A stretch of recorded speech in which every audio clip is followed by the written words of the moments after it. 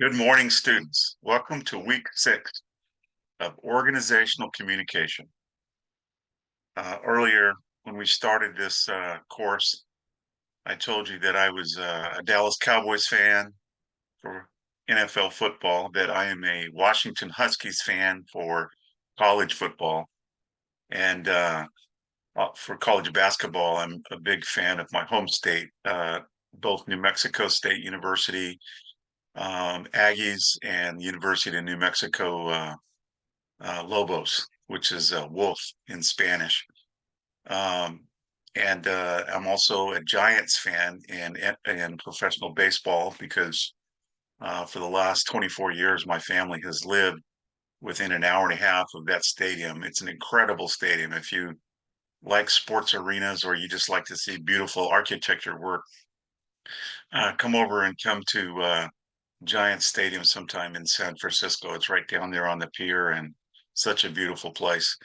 And Also, I'm a Mariners fan because my wife is from Washington State. All three of our kids were born in Washington State. We met and married in Washington State, and I love my sports. But and so this morning I'm wearing my Dallas Cowboys cap. So the story behind that is I was born in a small town in New Mexico, right on the New Mexico side of the Texas border. So if you've ever heard of the city named El Paso, Texas, that's right on the Texas-Mexico nation and New Mexico state. There's a little triangle down there where all three of those borders come together. And if you head from El Paso, Texas, and go straight across Interstate 10, like you're heading towards California, there's a little town called Deming, New Mexico, that at the time was 8,000 people when I was born there in 1960. And the Dallas Cowboys franchise was born in 1960. And so my family, my granddad, my dad, all my uncles, all were Cowboys fans. And if I shared that story with you already, then I don't even apologize because I'm a Cowboys fan. But I'm also wearing it to do you a favor. See what happens when I take it off? You all need your sunglasses all of a sudden to be in this lecture. So you say, thank you, PK, put the hat back on. All right. All right. So here we go. Before we start with the PowerPoint slide this morning for the lecture, I wanted to show you some textbooks. Those of you that love organizational leadership, I have found that when I went to school and pursued my degree, that I wanted to know what other books were available so that I may not be able to look at them right while I was taking the courses, but I wanted to know what other books that professors would recommend would be important to pick up in the field that I was studying for. This is one of the textbooks. You've seen me quoting from this a number of times already. You're going to see it in your PowerPoint slides today, as a matter of fact, and you'll see it throughout the remainder of week 7 and 8 as well, I'm sure. This was one of my textbooks. The third class that I took was organizational behavior. And so this book was incredible, and it is just chock full. And it's one of those glossy paperback backs. I'm sure you can also get it online, so you can get the e-version of it. But very good textbook um, on all things leadership, organizational leadership. They say management. Every leader has management responsibilities, but not every manager is really a leader. That's one of my definitions to distinguish between the two. This is another textbook. You have seen me reference this textbook as well. The difference with this one is you can see down below, there's a number of authors that wrote different sections of this book. And so usually the author of that section is the one that is cited just for APA skills. And wonderful context. The context that you're going to be looking at regarding different aspects of change will be found within this textbook. Lewin's concept of change, his 3 stages of change, are found in here, as well as the other concepts of organizational change. This textbook is for those of you that will be going on and later taking human resource management. This is one of the textbooks that I reference. It's not the textbook of record, but it's one of the textbooks I use for many of the references and illustrations and concept development in the human resource management course, which is level 440. And so if you're on that track, you'll have that course later. And I happen to be the professor for that.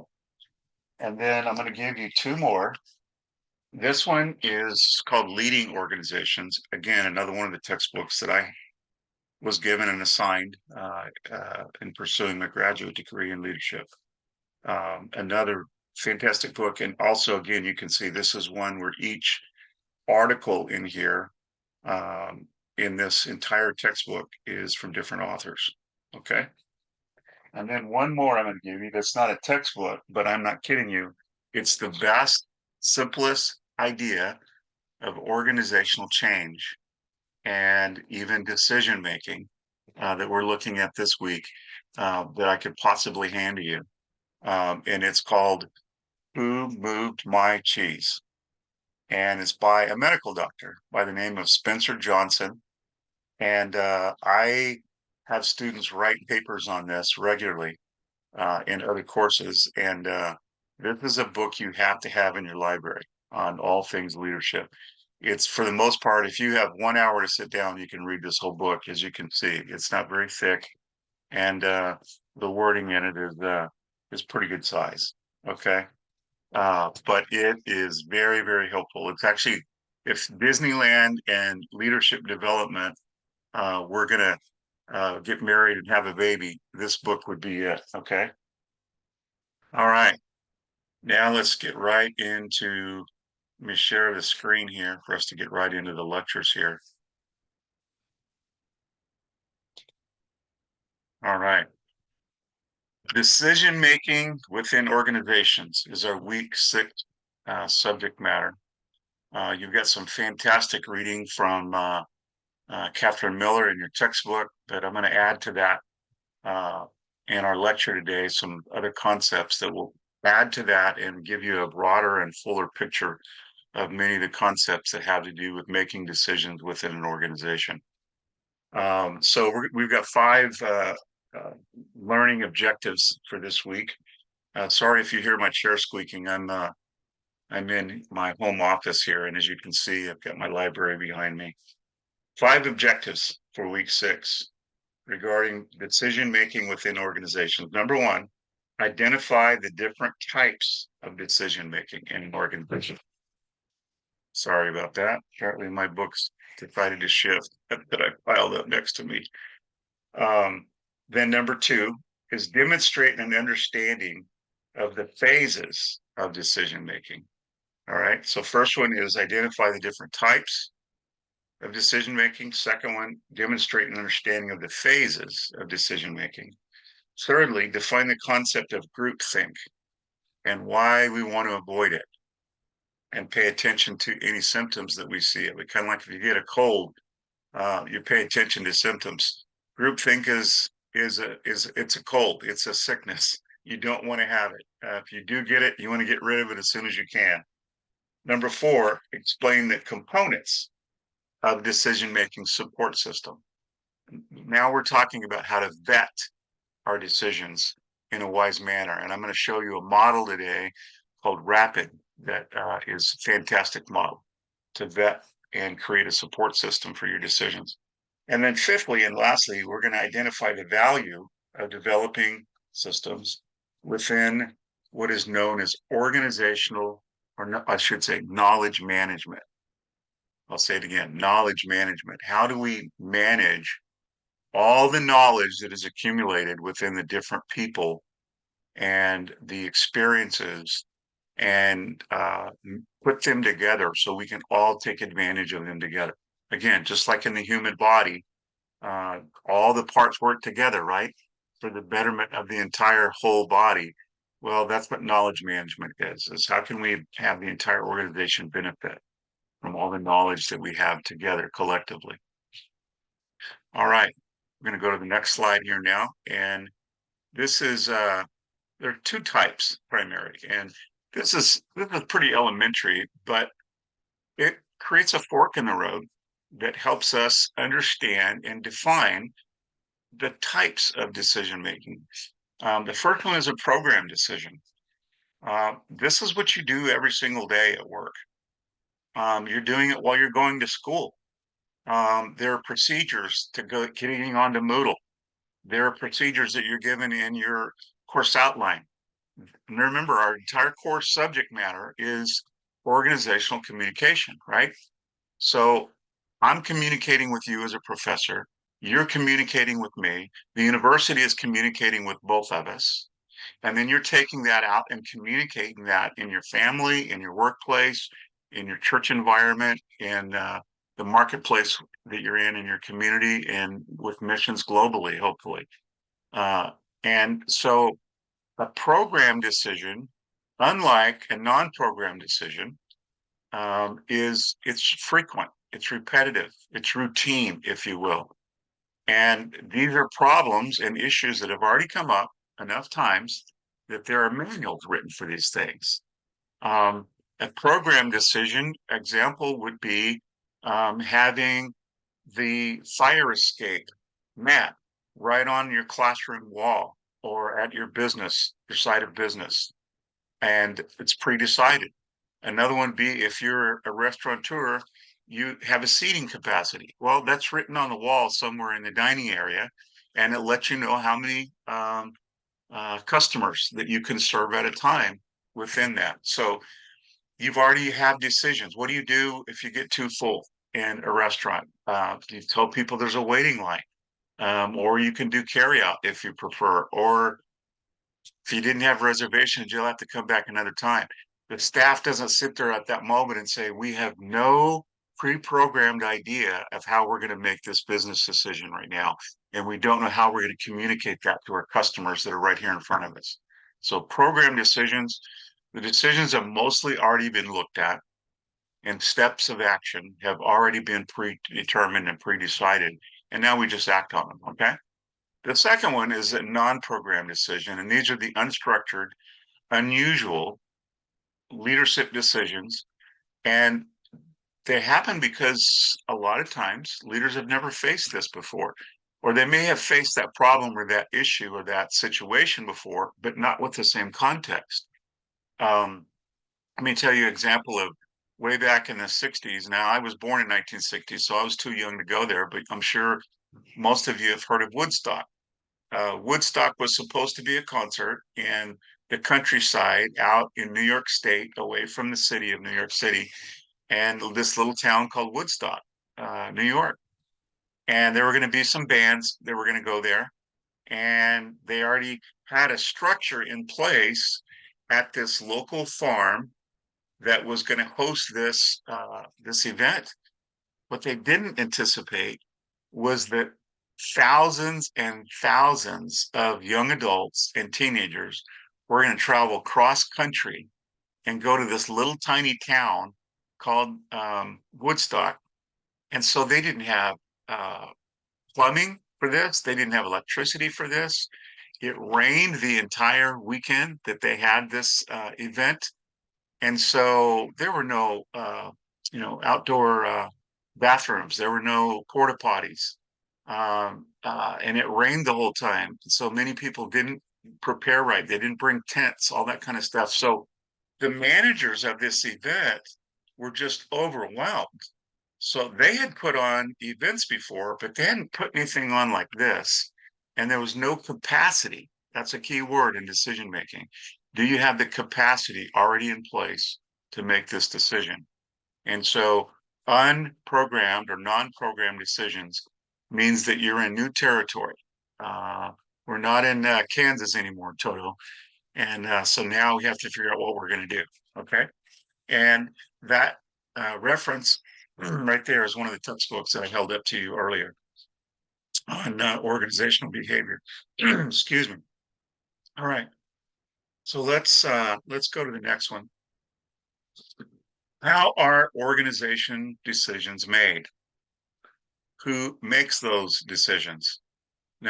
So now what we're going to do is we're going to look at some models of decision making, and then we're going to unpack some of these in upcoming slides. you have rational models. Remember when we looked at the machine metaphor? A rational, logical, systematized way to make organizational decisions. And remember that with the machine metaphor, the focus is on what's better for the organization, what's what's good for the person or the group may or may not fit within a mechanized organizational decision making process. We're going to be way more concerned in the machine metaphor about making sure the organization stays healthy than we are whether or not the people that work for us are healthy. Remember why? Because they're plug and play. I've got 50 people that can take your place right now. And we know that there's still organizations and there's still bosses that think that way. The second one is there are groups of organizational decision models that are referred to as intuitive. And these are more of a gut feeling type of decision. There are small group models for making decisions. And then we're going to talk about avoiding groupthink. But remember the category these are how decisions are made. But that's only half the picture. So the other component in decision making is who will make these decisions. The rational, logical decision. Who's going to make those decisions? It's going to be people on the very top of the organizational chart, right? You've seen those. The people at the top make those decisions. Everybody else just lives with them, or they don't. They look for another job, or they get laid off, or whatever the case might be. And then also who makes the decision is what's referred to as PDM. It is participative decision making. And that means we allow other people to participate. So rather than just the people at the top making those decisions, we're going to build a team of decision makers. And wise leaders are then going to take people from different levels, if you're still a machine metaphor, as opposed to a flat metaphor, which means the leader's out front instead of above everybody. Okay. Let me give you a perfect example of that. If you ever go to Washington, D.C., you're going to see two monuments in Washington, D.C. One monument is at one end of what's known as the reflection pool, and one monument is at the other end of the reflection pool. Uh, at one far end of the reflection pool is the George Washington Monument. Now, if you'll notice, that edifice goes straight up. It is a perfect picture of mechanized machine metaphor for leadership decisions. It is straight up top down. And so the whole um, uh, image, the entire structure of this memorial, sorry, lost the word there for a second, is hierarchical. It's straight up. At the other end is the Abraham Lincoln Memorial. And when they were collecting the designers for the Lincoln Memorial, they said that we wanted to show more of pillars of leaders. We want to show a broader example. And that would communicate more of a participative decision making process. It's not going to just be one person. And beautiful thing is, then is in the 1960s, that site right in front of the Abraham Lincoln Memorial is where Martin Luther King decided to present his speech, I Have a Dream. What did he have a dream for? He had a dream that people would be able to participate of various colors, people of different ethnicities, people from different generations, people from different ages, people that are immigrants, all of the different avenues that women also, egalitarianism, wouldn't be treated as less than men. I want to tell you, by the way, the greatest hero for the women's liberation movement in the history of mankind is Jesus. Jesus valued women way beyond the culture of his day. He included them in his decision making. He included them in his teams. Uh, Mary Magdalene was one of the people that he included. She and her friends, if you will, are the ones that showed up at the tomb when he was already had risen from the dead, and then the angels are the ones that let her know what was going on.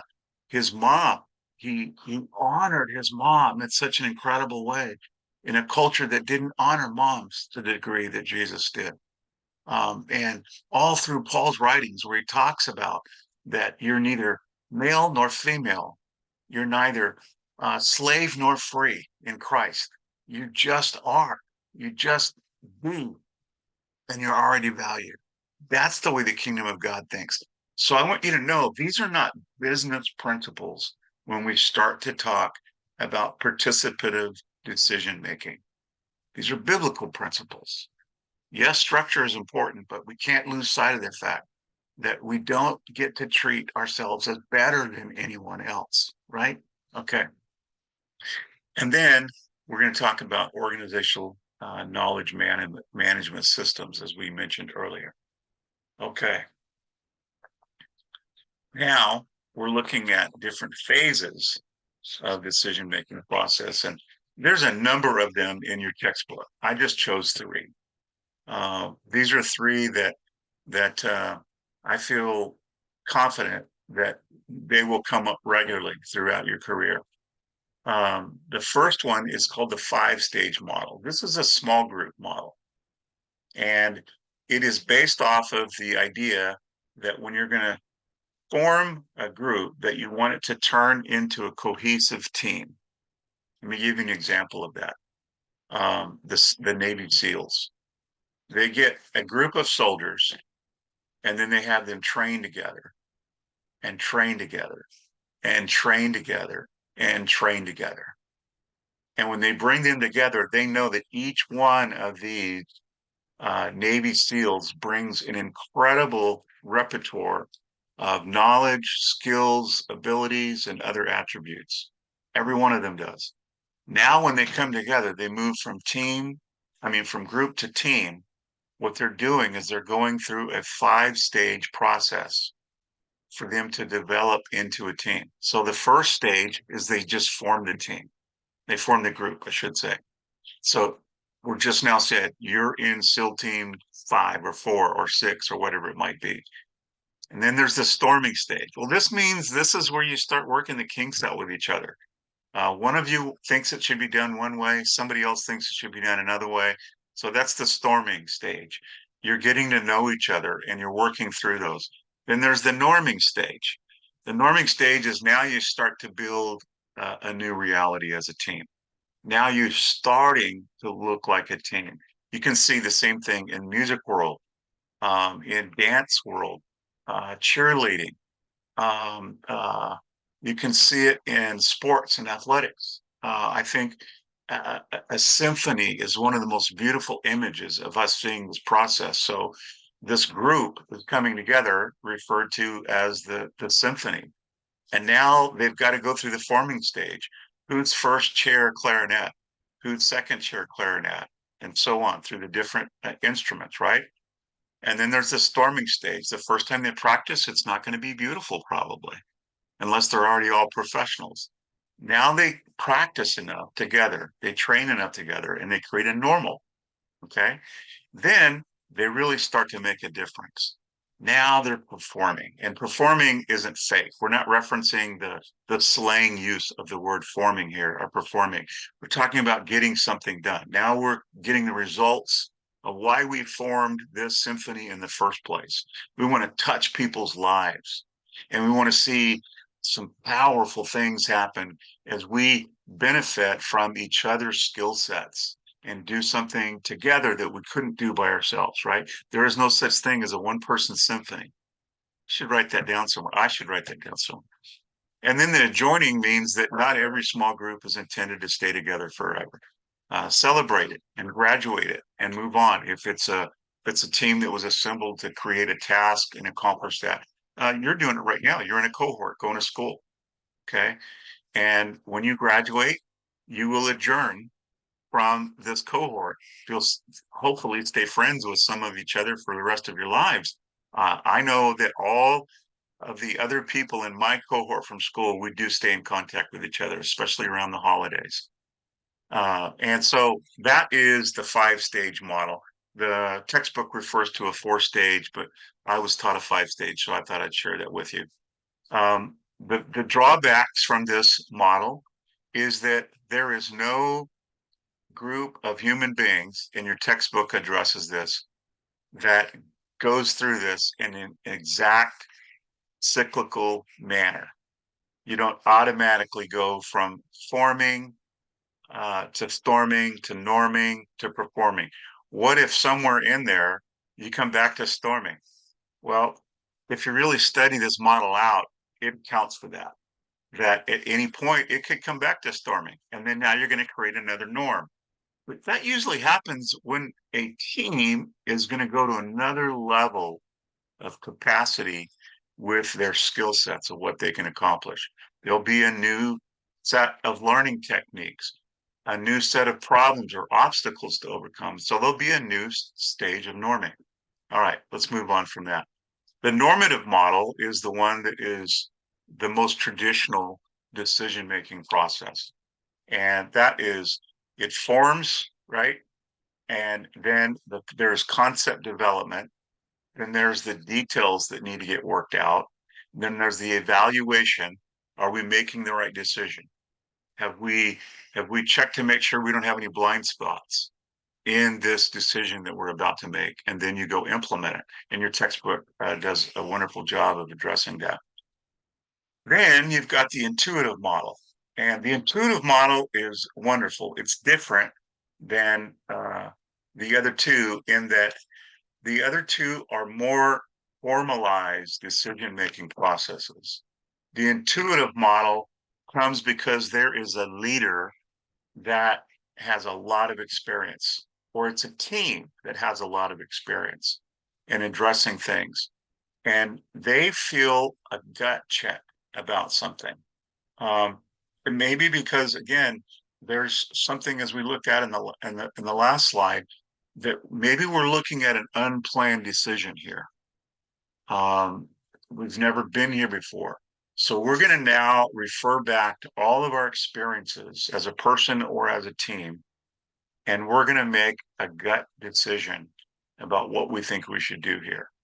A lot of times the intuitive model really becomes helpful and handy when there's a really short time span where the decision needs to get made. If you've got 2, 3 months or a year to make a decision, you can use the 5 stage or the normative model or some of the others that we're going to talk about and your textbook already has. But the intuitive model means, hey, we got to make a decision here in about an hour. We're going to have to make a gut check decision about this. Okay. All right. Now let's move on, and we're going to look at a definition of groupthink. And as I said, groupthink means there's somebody sick, and I don't mean as in twisted or weird. I just mean our organization has a cold, let's call it. And the definition that is given again in one of the textbooks I showed you earlier is the deterioration of the mental efficiency, reality testing or reality check, and the moral judgment of the individual members of a group in the interest of group solidarity. Basically, it means we're just looking out for us. We don't really care how much it affects you. Or we're blind because we're not listening to other participants' ideas. And we're more interested in covering us. And so we're going to make a decision. And that's more important that we get to decide it than it is on whether or not it's the best decision. Okay. Uh, Groupthink is not what you want to look for. Groupthink has a number of uh, issues that it can create. Throughout history, nations, meaning presidents or prime ministers or kings, have made groupthink decisions. They only want to listen to the people that they know are already going to tell them what they want to hear.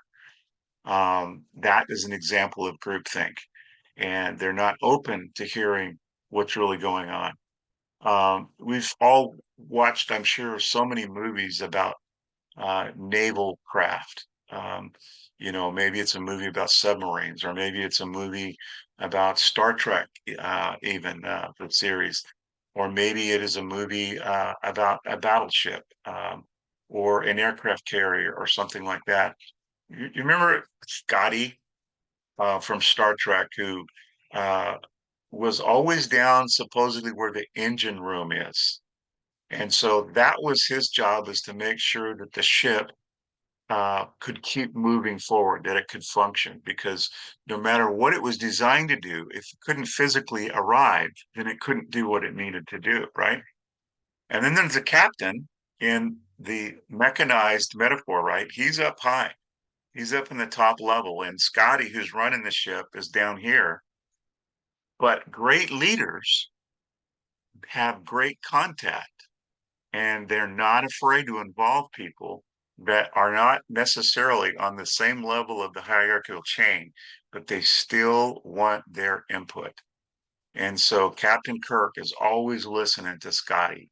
Scotty has Captain Kirk's ear, if you will. Well, great leaders will do that. Groupthink is the opposite.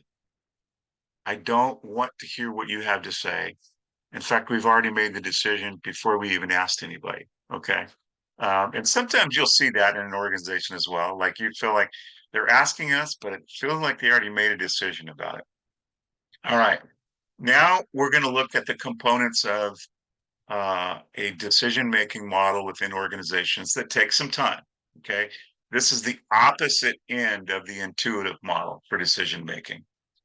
And this one is referred to as rapid decision making. So that's the other thing too, is it's actually an oxymoron of the word rapid, because it's not rapid. Intuitive decision making would be actually more rapid. But this metaphor is based off of an acronym. So each letter stands for a certain component. And I want you to know that even though the slide that I chose from someone that created this slide, and I just used it because I like the way they wrote it out, but you see how they're showing that each one of these is automatically goes to the next step. Well, that's not really how this works. Okay. But we're going to talk about that now.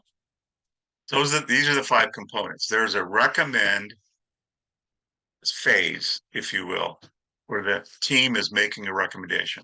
Then there are those that need to agree upon it. Then perform is actually the last one, but they show it as the third one. Why? Because they're wanting to spell the word rapid in the correct spelling order. So recommend, agree, perform, input, decide. All right, now let's unpack that and let's look at see what that actually looks like. Um, the recommendation. The recommendation, this is hopefully by a team. More and more what we're realizing is that there's no human being, especially as we studied in week 1, with all the globalization and multiplicity of culture and ethnicity and languages and understanding of generational employees. We've got 4 generations in the workforce right now, on the average. That can be 5 in some situations. And so one person making a decision in an organization is really an unwise way to make it. Again, unless it's Sally running her hot dog stand in New York City, right? If it's just her, she can make pretty simple decisions, right? She doesn't need to complicate it. She doesn't need to look at uh, um, uh, I'm trying to think of the concept right now, for having a reality to looking at um, how complex we need to make the decision based off of the organization becoming more complex. You guys can tease me about forgetting that term right then. But so the person or the group is making a recommendation. So these people are putting a proposal together for everyone else that's going to make the decision. Okay, that's the bottom line. That's the recommend side. And these people know that it's important for them to predetermine that they have collected all the data and all the information from all the different potential angles for a blindside. And they collect it. And then after they collect it, that team, hopefully, as I said, is going to put together their best recommendation. In other words, the decision makers are going to want to know from this group, what's your recommendation? What decision do you recommend that we make? Okay. Then the next phase is the agree stage, or agree phase. These are the people in the role that have veto power. They can actually override the decision, or they can give it a yes or no. They have the authority to do so. And they are best by asking the question, who is the person or team who must sign off on this recommendation in order for it to be approved? This group will often need to debate. In other words, they need to wrestle together over the merits of the recommendation. And they need to, first of all, wrestle among themselves and decide that, okay, moving forward, this is our adjustment or adjustments to the initial recommendation. And then they need to go back to the recommendation team and say, okay, we've looked at your recommendation. Now, here's some adjustments that we're considering. But a wise leader won't be intimidated by that, or wise leaders. They will want to go back to the recommendation team and see if maybe there's something that in their adjustment conversations that they have also overlooked. Okay, so there's a wrestling, there's a debate going on here that needs to stay healthy, and we already looked at conflict management earlier. Then thirdly is the input. Uh, this person or this team plays a very important role in providing critical input to the recommendation team in order to further vet the decision process. These people are consultants to the two previous groups. Um, and because this team is giving vital input to the further vetted final decision, they're often the same people that are included in the implementation phase of the recommendation. People that need to give input to it in that case would very much be Scotty. No matter what all the other recommendations were made, Scotty, if we're going to move this ship forward and we're going to get there on time, what do you think, bud? And get that information from someone that don't be afraid of that input. Then the fourth stage or phase is actually where the decision is made. You got to ask the question, who has the D? Who has the D? Who has the actual authority to make this decision? Uh, and this person or this team commits the organization now to action. And this person or this team that makes the final decision must own the decision, which is why they really want to make sure that they are going back and getting the recommendation team, the agreeing team, and the input team people to make sure they've really done their homework, because now I'm going to make a decision, and I'm going to make a decision based off of all the input you have given me. Okay. And then there's the perform. Now we're going to actually go out and do it. My oldest granddaughter is just a little girl, and she says, let's do this every time her Lala, my wife, and myself, Pop Pop, come over to pick her up to go somewhere. As we're heading out the door with her little backpack on her, she says, let's do this. The performance is who is the team that will be responsible to implement these vetted decisions and then turn them into action steps. Okay. So you can see this is the opposite of the intuitive model. This is really taking these components and vetting them well. This would be really important to use the rapid decision making model if this is an unplanned decision, right?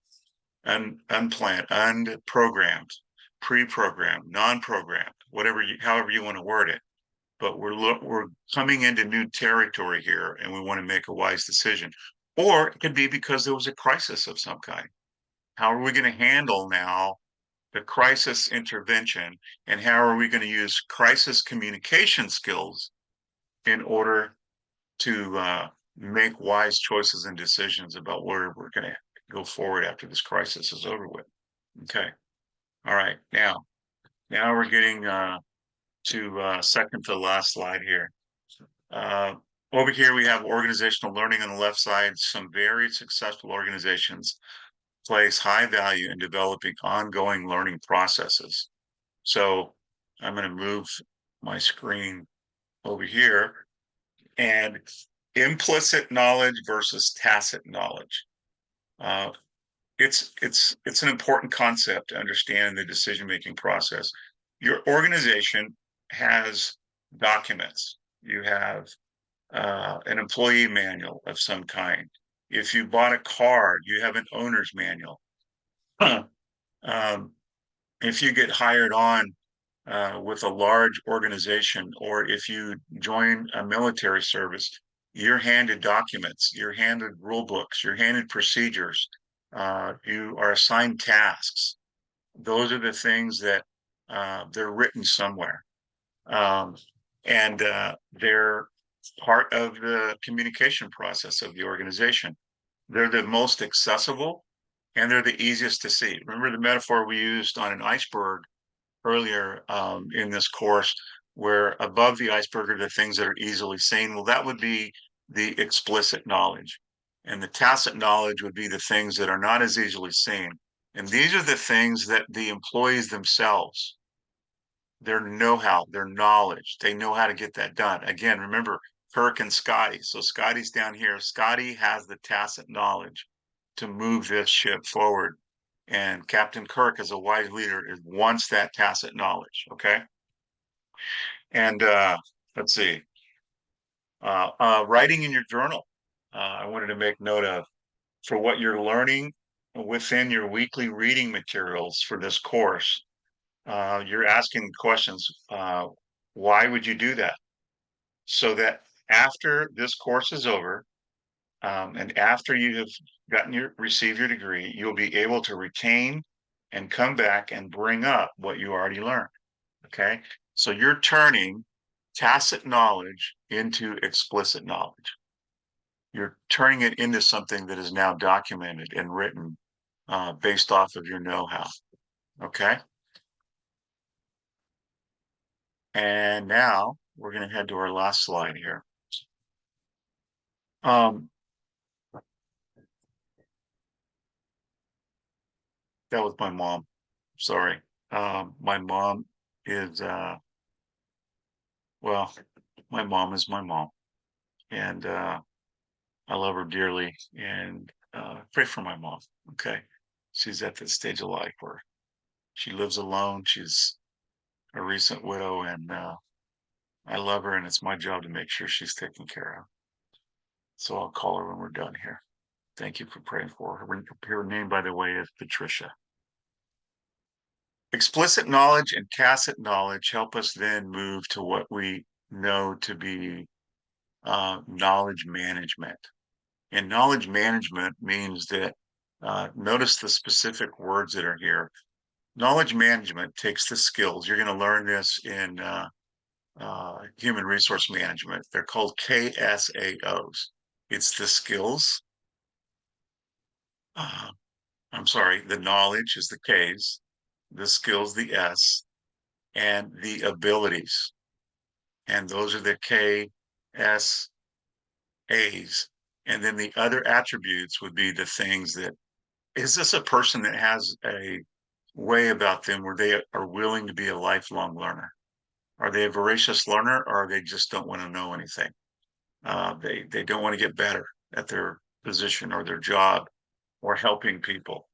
Also, just some people are just more competent than others. They just bring that. Experiences is so important, especially in an organization that values the cultural metaphor and model for organizational leadership. They want to value the experiences of their employees, the training that is involved, and also the stages of growth. These are all factors that play in to what is known as organizational knowledge. And in order to take full, healthy advantage of it, so when I say take advantage of it, I mean utilize it. Okay, that would be a better word. It's so important then to understand the value that all of these people have to the organization.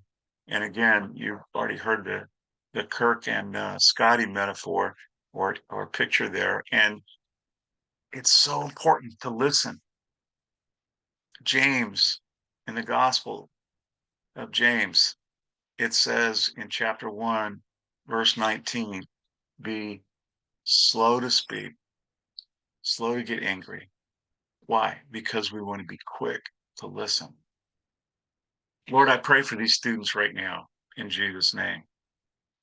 It's been such a rich experience to be invest in their lives and for them to invest in mine. And I appreciate that many of them have gotten already a pattern of texting with me and communicating with me. And I've already met a few even on our optional voluntary Zoom meetings on Mondays at noon Pacific time.